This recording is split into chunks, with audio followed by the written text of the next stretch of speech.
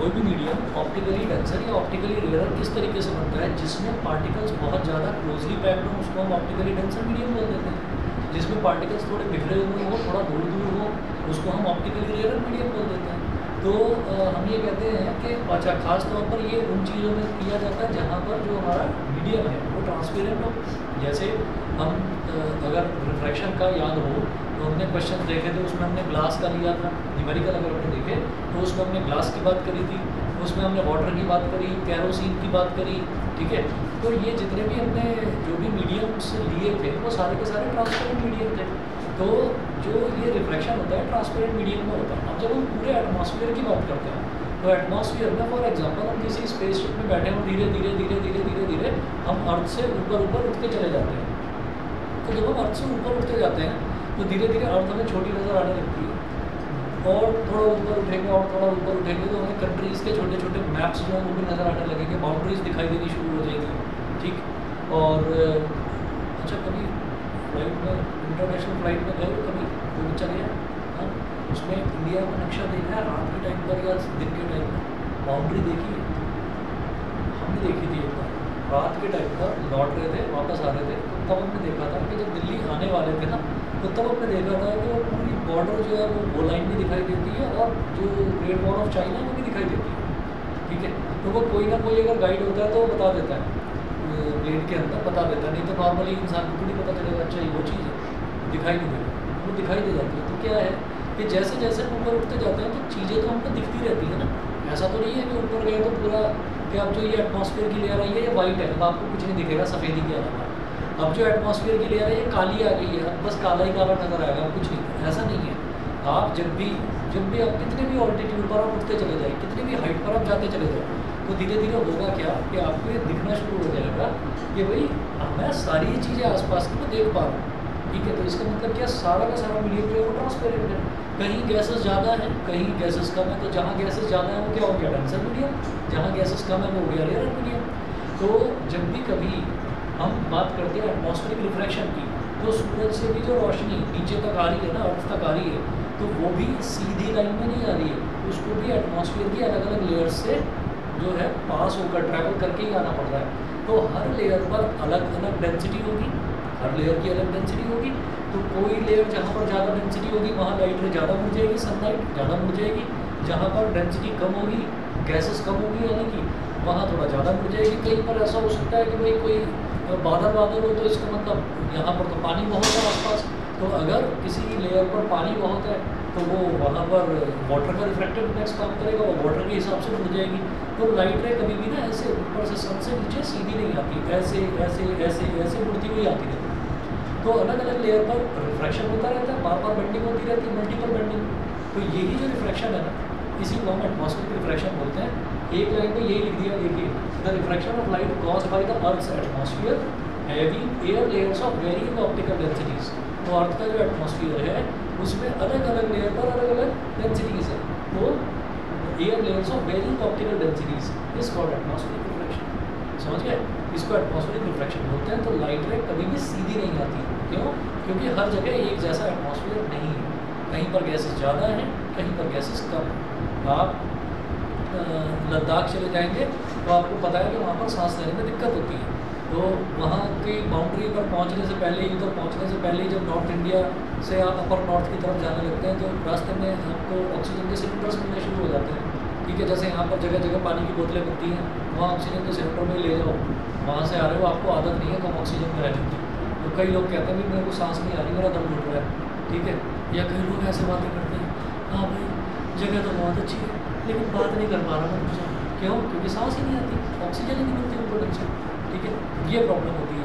तो वहाँ पर हम तो ये कह रहे हैं ना, ये तो हम अपने कंट्री में ही देख रहे हैं कि धीरे धीरे वो हायर ऑल्टीट्यूड पर है, ऊंचाई पर है, तो वहाँ पर ऑक्सीजन का, ठीक है।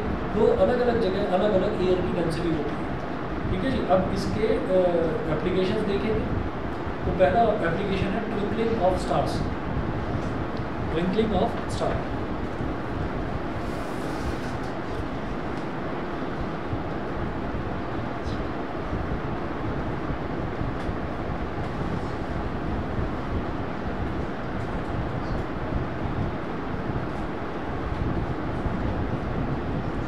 ट्विंकलिंग ऑफ स्टार्स, उसमें लिखे हैं कि when the light coming from a star enters the earth's atmosphere,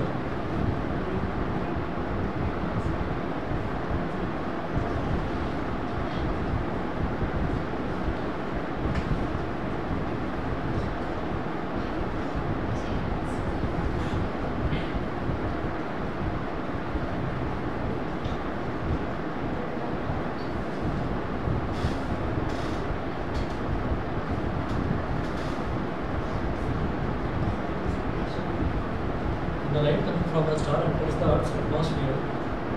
It undergoes refraction due to the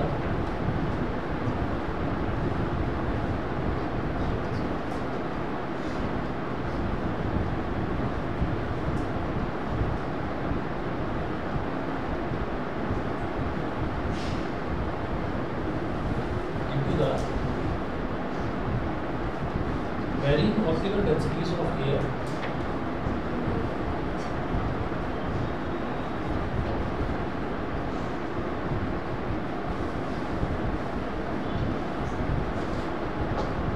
Varying optical densities of air at various voltages.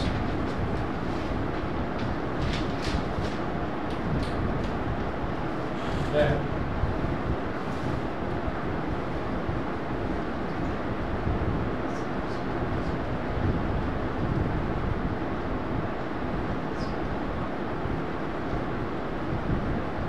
various voltages.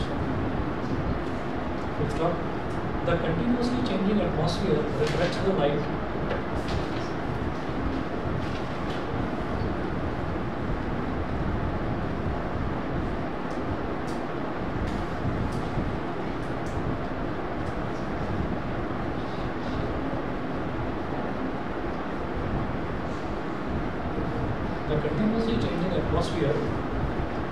reflects the light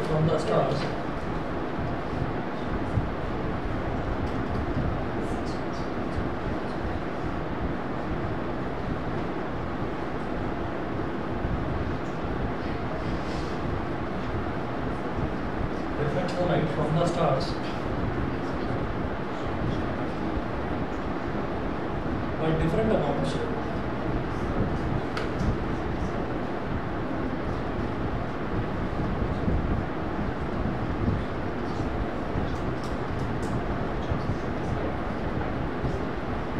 By different amounts.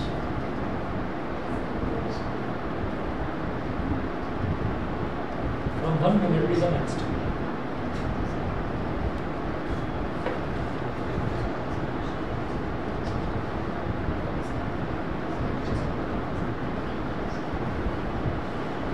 From one moment to the next. Next point लिखिएगा. When atmosphere reflects more light,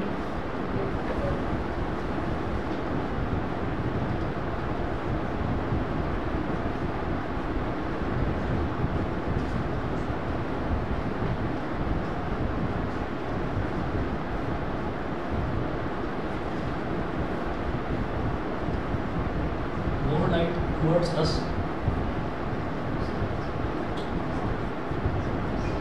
When atmosphere reflects more light towards us, the star appears to be bright.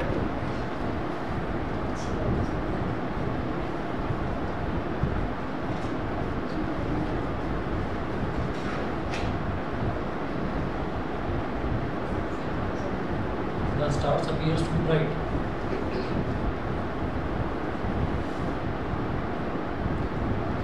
When it reflects less starlight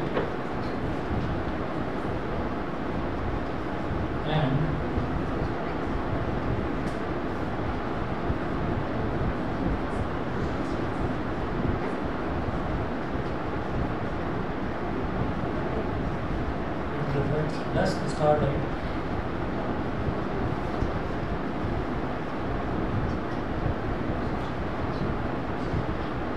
star appears dim. Star appears dim. तो atmosphere जो है जब ज़्यादा sunlight reflect करता है हमारी तरफ, मतलब हमारे ऑब्जर्वर है नीचे खड़े हुए देख रहे हैं स्टार्स को, तो जब वो ज़्यादा लाइट रिफ्लेक्ट करता है तो जो स्टार है वो हमको ब्राइट नज़र आता है, जितना कम स्टार लाइट रिफ्लेक्ट करता है उतना वो स्टार हमसे थोड़ा सा डिम नज़र आता है, ऐसा होता है।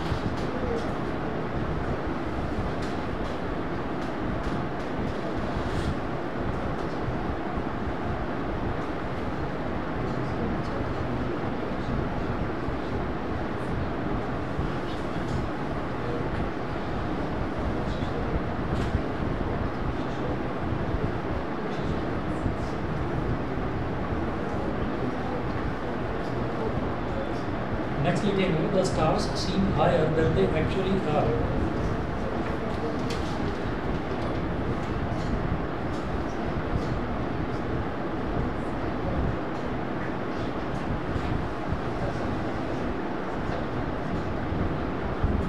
The stars seem higher than they actually are.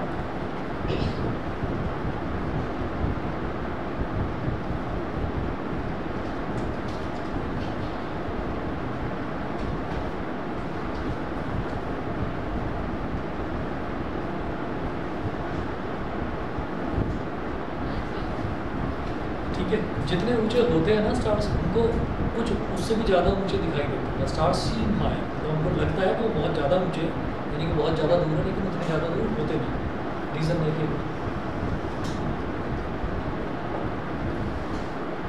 अच्छा, अगर मान लीजिए जैसे मैंने ये वाला पहला लिखा है ट्विंकलिंग ऑफ स्टार्स, मान लीजिए आप पूरा एक्सप्लेनेशन करना भूल गए, कुछ भी अगर भूल जाते हैं ना, एक शब्द मत भूलना, ड्यू टू एटमॉस्फेरिक रिफ्लेक्शन, ठीक है ना। अगर कुछ भी भूल जाते हैं तो आप एटमॉस्फेरिक रिफ्लेक्शन तो जरूर मेंशन कर देंगे। 3 नंबर का आता है तो इतना बड़ा एक्सप्लेनेशन, 1 नंबर का आता है तो सिर्फ ड्यू टू एटमॉस्फेरिक रिफ्लेक्शन, बस इतना मेंशन करना। अब देखिएगा यहाँ पर लिखेंगे due to atmospheric reflection the stars seem to be higher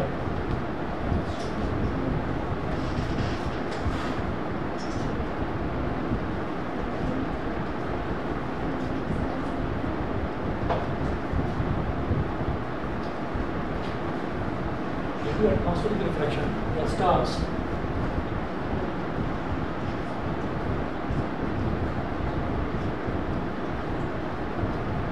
seem to be higher. The stars seem to be higher in the sky than they actually are. Higher in the sky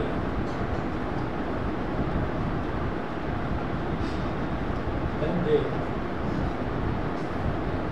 actually are. Than they actually are. अच्छा, अब इसके बाद reason थोड़ा elaborate कर देते हैं। Light from a star is refracted as it leaves space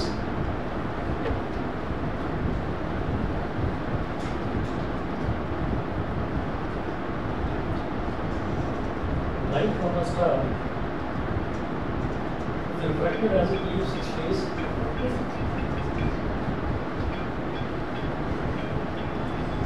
hello, हाँ जी, हाँ जी, हाँ बोलो, आ रही है बोलो।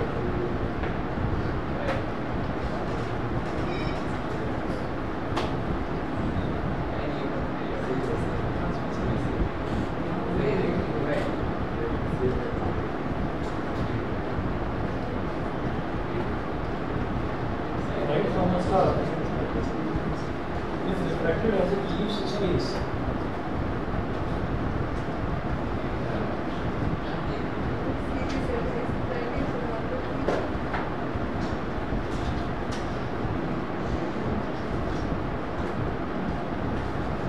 As it leaves space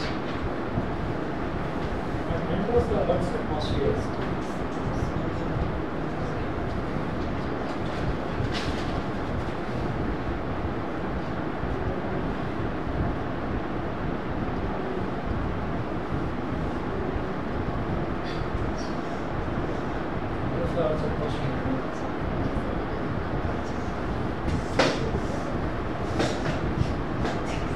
Next is air higher in the sky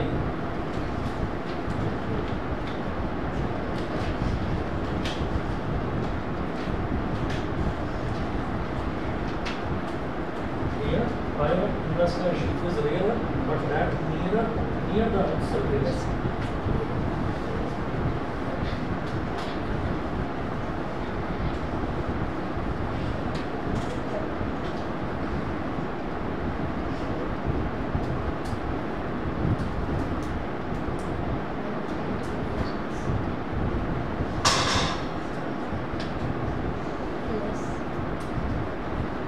But that near the Earth's surface is denser.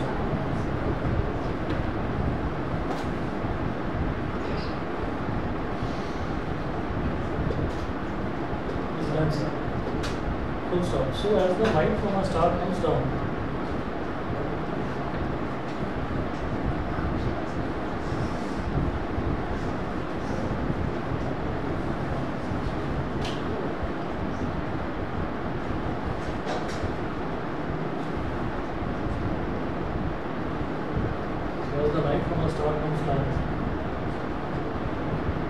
the lens here bends the light more.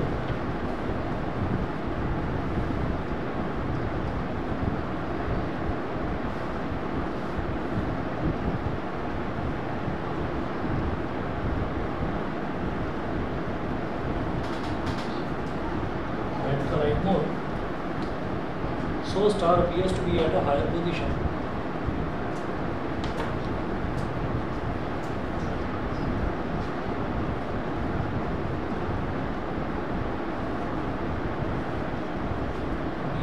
At a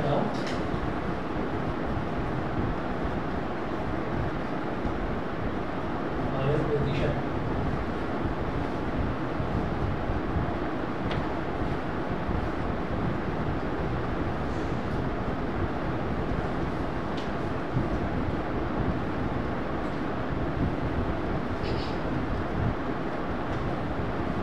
Now लिखें observer's eye.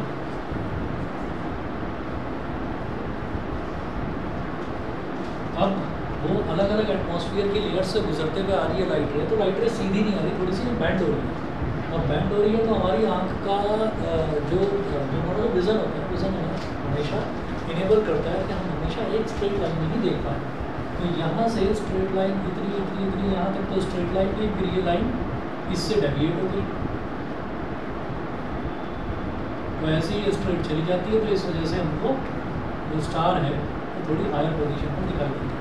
मतलब हम किस चीज़ को देख पाते हैं, हम curve line को नहीं देख पाएंगे। हमसे कोई कहने लगे कि कोई चीज़ नीचे मुड़ी हुई पड़ी है, तो आपकी क्या रे जो आई साइट है वो क्या ऐसे मुड़कर जाएगी क्या? विज़न की जो लाइट है वो मुड़कर जाएगी क्या? वो मुड़कर नहीं जाएगी, हम तो सीधा ऐसे देखेंगे। तो वो इधर से मुड़कर आ रही है, तो हमको सीधा जो दिखाई देता है ना ऊपर, वो सीधा। अब स्टार तो यहाँ पर है, तो हमें यहाँ पर क्या दिखाई देगा? हमें यहाँ पर इसकी इमेज दिखाई देगी। तो यहाँ दिखे ना actual position of star,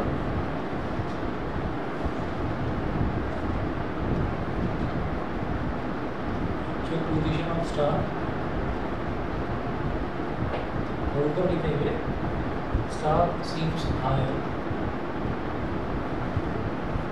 star seems higher.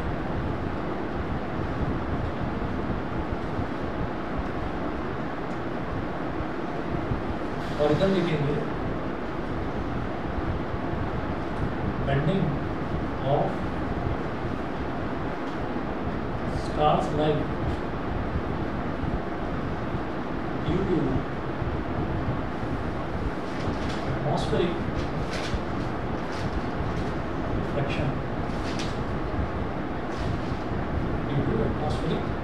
refraction, ठीक है। इतना करिए, बाकी नेक्स्ट क्लास में आपको पढ़ाता हूँ, ठीक है।